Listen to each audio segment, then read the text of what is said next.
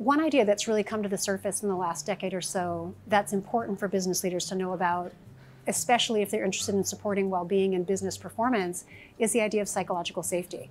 So this is a phrase that was coined by Harvard researcher Amy Edmondson sometime in the last decade or so.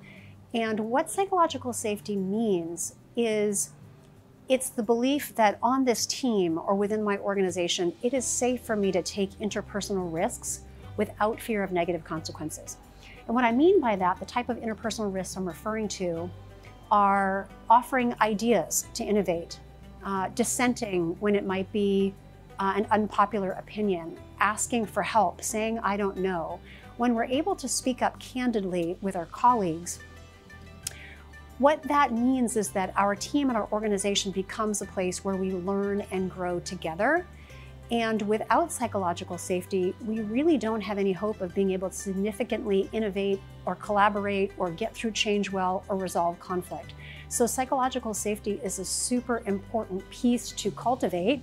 And while leaders aren't only responsible for psychological safety, because psychological safety is really everybody's business, they do end up having the biggest impact on what degree of psychological safety exists on a team.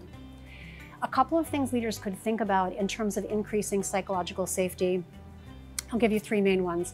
One of them is to, as a leader, model fallibility yourself.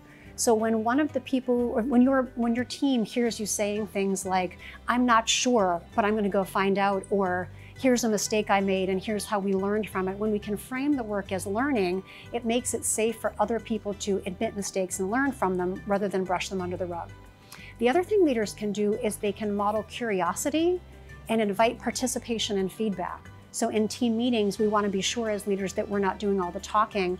We are honoring the fact that a lot of wisdom exists on our team, and we ask the types of questions, and we ask questions in ways that really enable people to speak up. And then the third thing we have to do as leaders is be really aware of how we act and react when people do things like make a mistake or generate a new idea that we don't agree with. We have to make sure that we are making people feel heard and valued, even if we disagree or their idea isn't used. So things like self-awareness and emotional intelligence become really important.